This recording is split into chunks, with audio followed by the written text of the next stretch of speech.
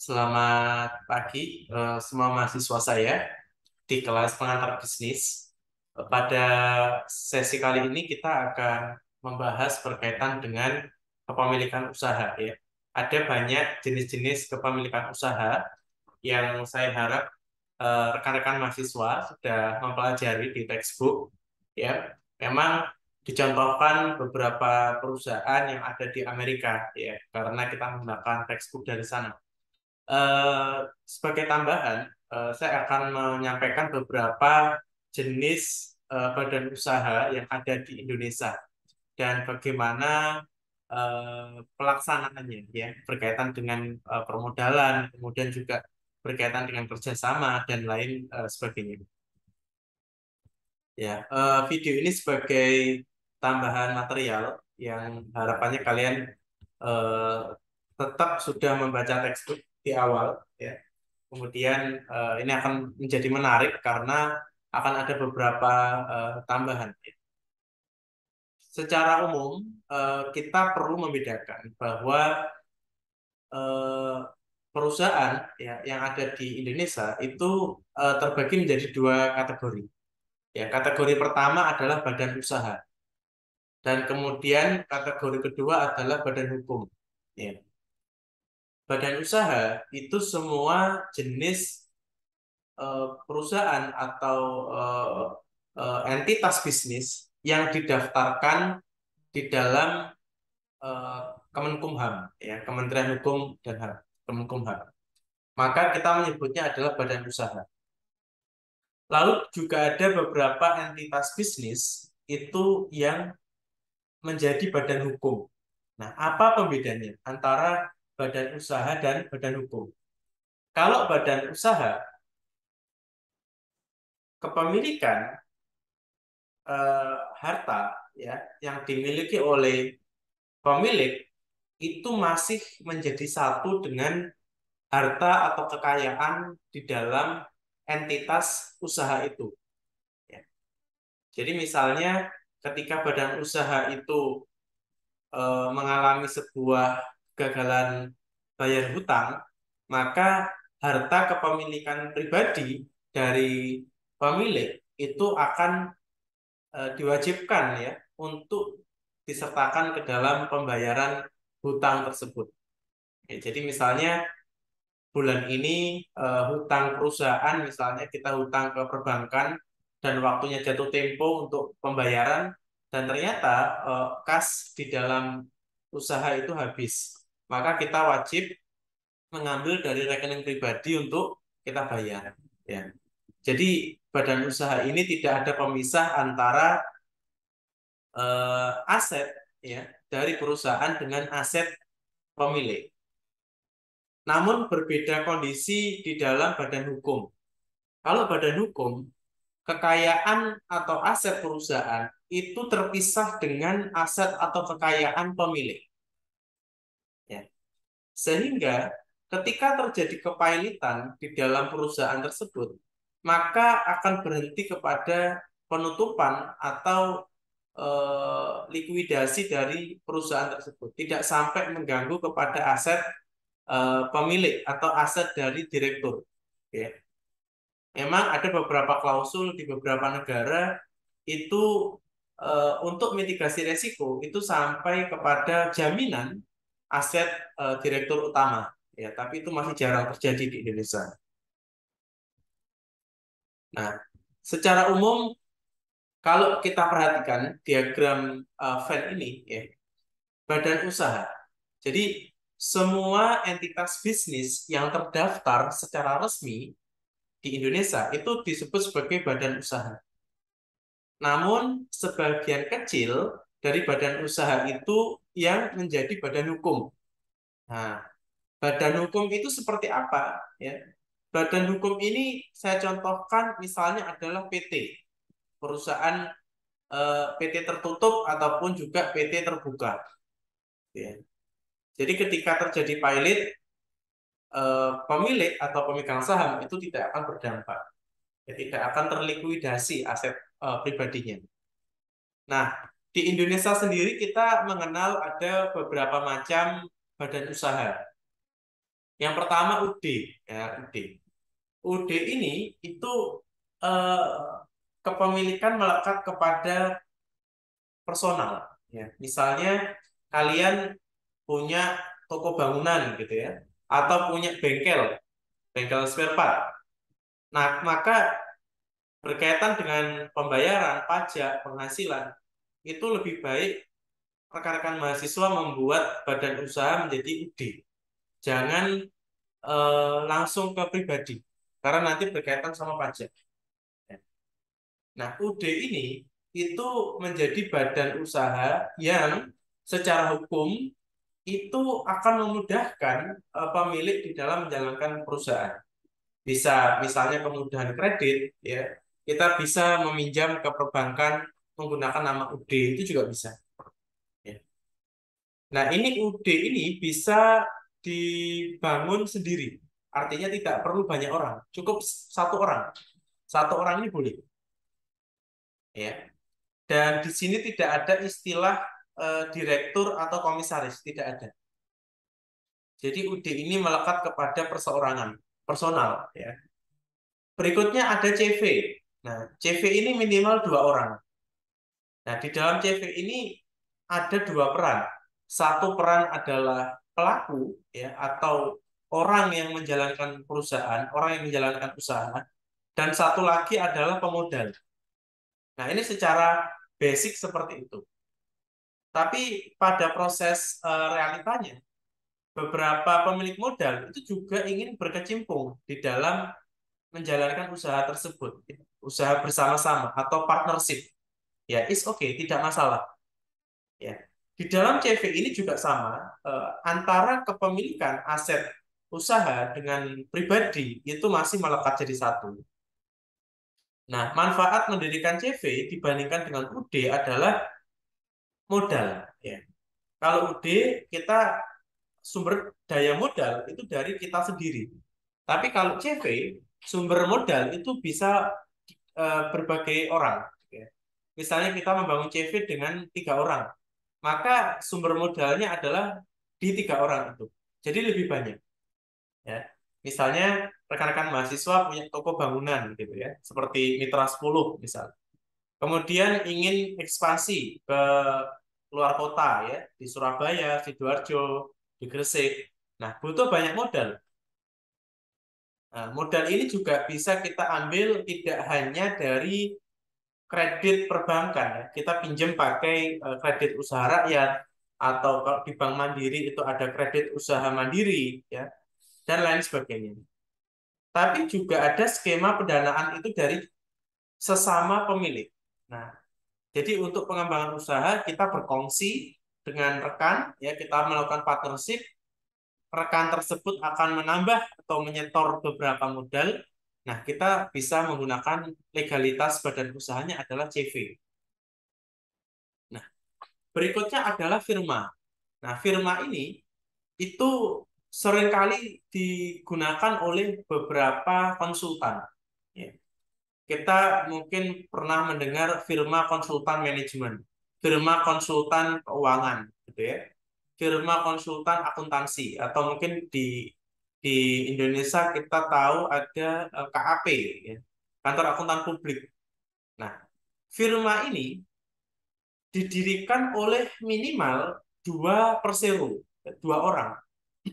Ya, misalnya Budi dan Anton. Ya, Budi dan Anton adalah konsultan di bidang manajemen, di bidang keuangan, ya, akuntansi. Nah, Budi ini memiliki jaringan pasar di Jawa Timur itu luar biasa banyak. Kemudian Anton memiliki pasar di Jakarta.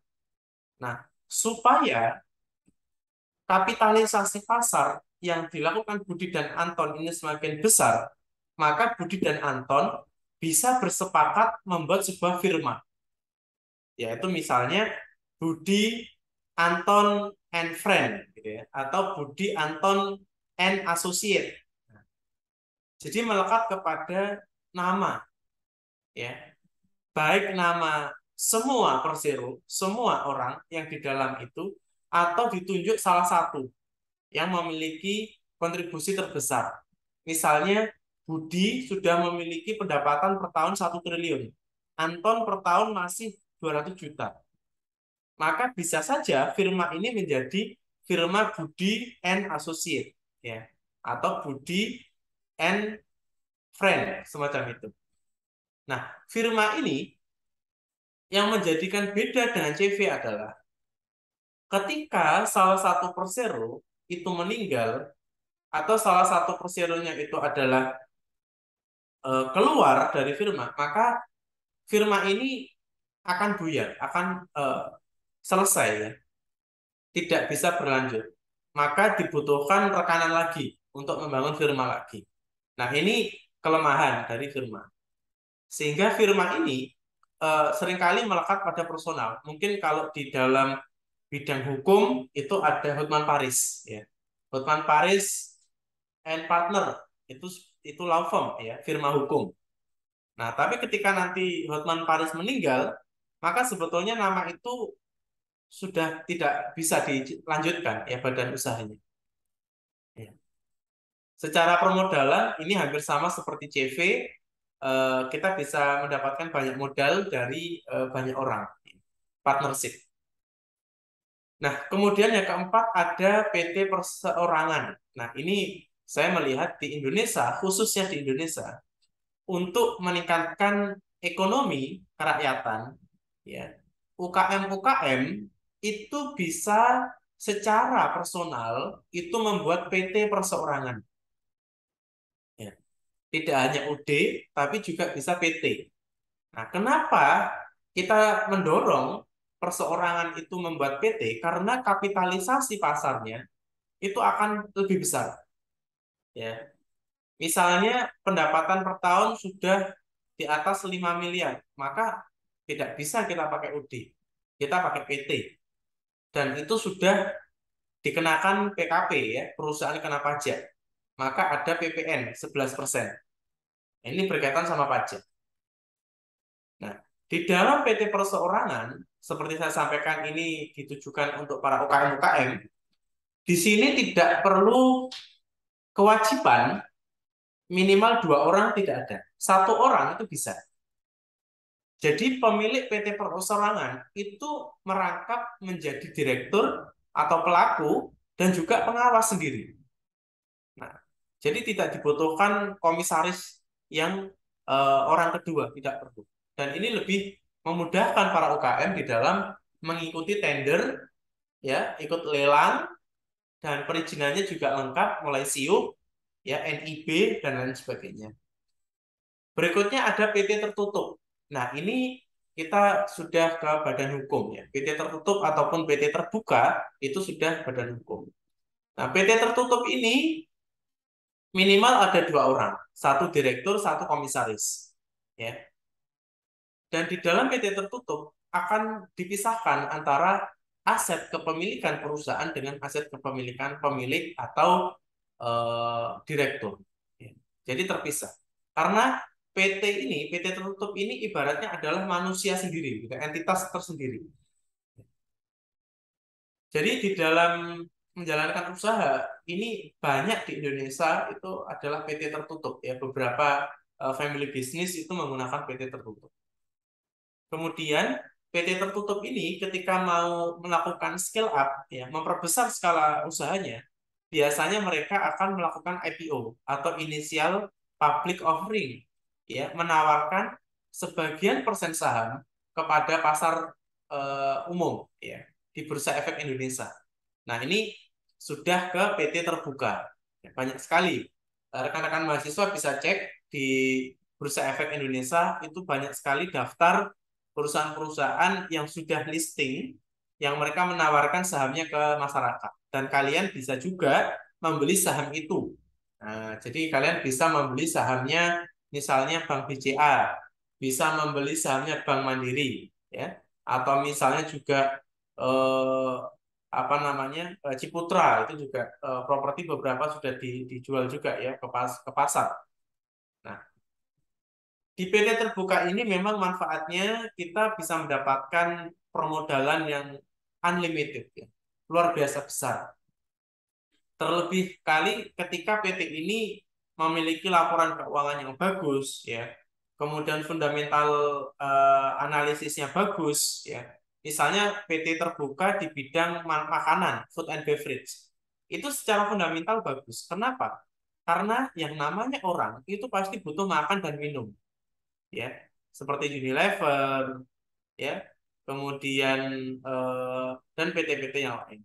Itu mereka pasti secara fundamental akan terus sustain karena orang membutuhkan. Nah, berikutnya ada juga koperasi. Ya, koperasi ini sering ya di desa-desa, di daerah-daerah antar kelompok petani gitu ya, antar kelompok pedagang, mereka membuat sebuah koperasi. Nah, harapannya koperasi ini bukan profit center ya, beda seperti PT, seperti firma. Tapi koperasi ini adalah bagaimana kita menghimpun ya, mensejahterakan anggota. Nah, nanti ada bagi hasil di akhir tahun. Kemudian yang terakhir ini ada entitas baru namanya Badan Usaha Milik Desa, BUMDesa. Ya. Nah ini sekarang juga didorong warga-warga desa ya, kepala-kepala desa, kelurahan itu membuat BUMDesa.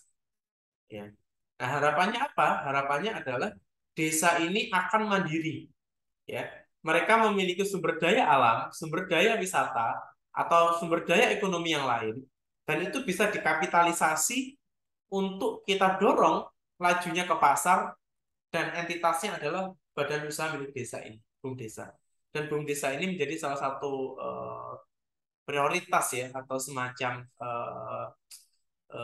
hal yang dirasa sangat penting untuk saat ini kita prioritaskan. Ya. Nah, berikutnya dari berbagai macam jenis badan usaha yang sudah kita bahas tadi, itu memiliki banyak skenario ketika mereka mau melakukan pengembangan usaha, ya, atau melakukan corporate action. Yang pertama adalah internal development. Jadi misalnya kalian yang memiliki CV misalnya, kalian sudah punya cabang di 3 titik di Surabaya, maka ingin pengembangan di Kota Sidoarjo, kalian harus menunggu uang ya dari laba usaha kalian berkumpul dulu. Ketika laba usaha itu sudah banyak, baru kalian akan buka cabang ke Sidoarjo. Nah, ini yang kita maksud sebagai internal development, ya, menggunakan dana internal. Kemudian ada merger. Nah, merger ini adalah peleburan atau pengawinan dua atau lebih perusahaan menjadi satu, ya, menjadi satu. Nah, ini contohnya sekarang di Indonesia ada Pelindo. Dulu ada Pelindo 1, 2, 3, 4 merger, sekarang menjadi satu Pelindo, yaitu adalah PT Pelabuhan Indonesia. Sudah tidak ada PT Pelabuhan Indonesia 1, 2, 3, 4 sudah tidak ada. Nah, ketika merger, maka sebetulnya penggabungan ini bukan hanya penggabungan pada aset, tapi juga pada hutang, juga pada beban. Ya, jadi semua dilebur. Nah, ini merger. Dan merger ini tidak semua perusahaan di berbagai negara berhasil. Banyak juga yang gagal. Ya, banyak juga yang gagal. Kenapa? Karena setelah merger, itu pasti akan terjadi banyak turbulensi. Entah itu berkaitan budaya perusahaan, sistem kompensasi perusahaan, ya, posisi jabatan, dan lain sebagainya. Tahapan berikutnya kita juga bisa melakukan akuisisi. Nah, kalau akuisisi, ini ibaratnya PT A membeli PT B, sehingga PT B itu akan hilang.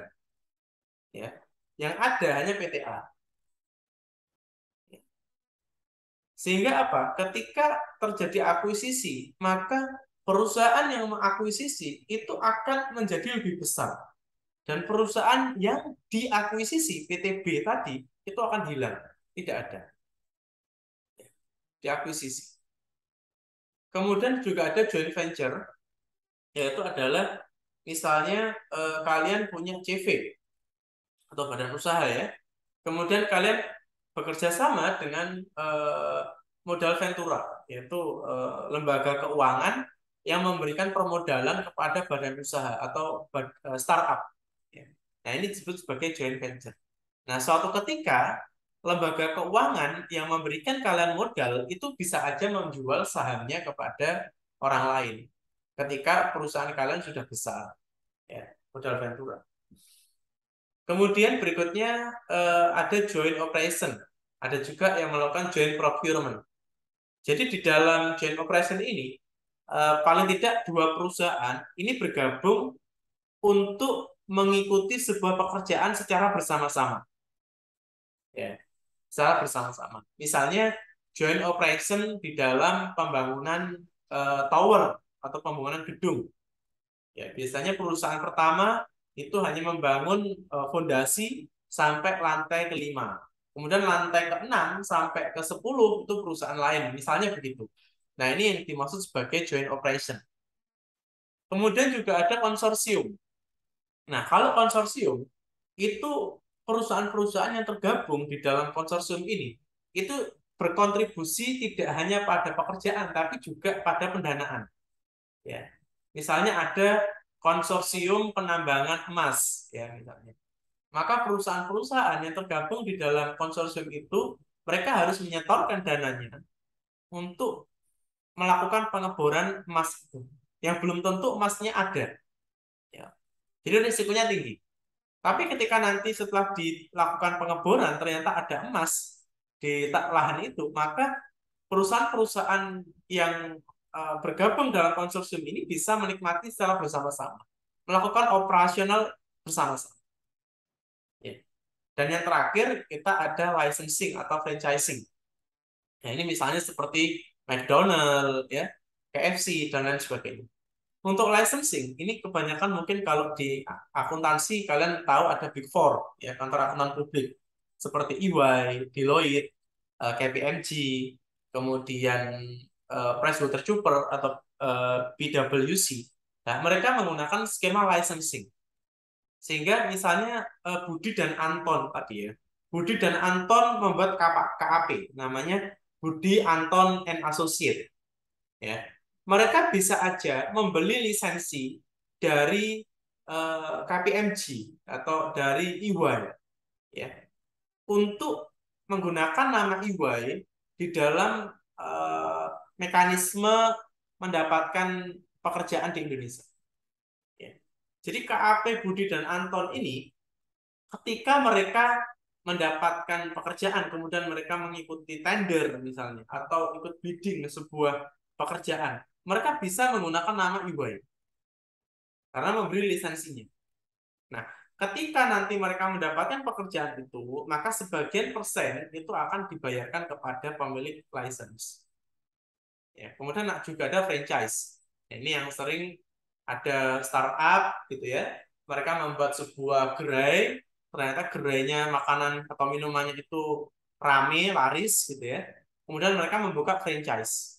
Nah, orang yang membeli franchise ini akan membayar sebagian uang kepada pemilik paten dari usaha tersebut. Nah, kalau dipikir-pikir sebetulnya kalau kita jualan makanan dan minuman itu dibandingkan dengan menjual sistem franchise itu bisa jadi pendapatan terbesarnya dari menjual sistem itu, ya, menjual sistem itu. Nah, ini beberapa skema untuk corporate action atau pengembangan, ya. Nanti silakan kalian melakukan elaborasi, ya, selama di kelas berkaitan dengan materi badan usaha dan badan hukum ini serta pengembangannya. Terima kasih.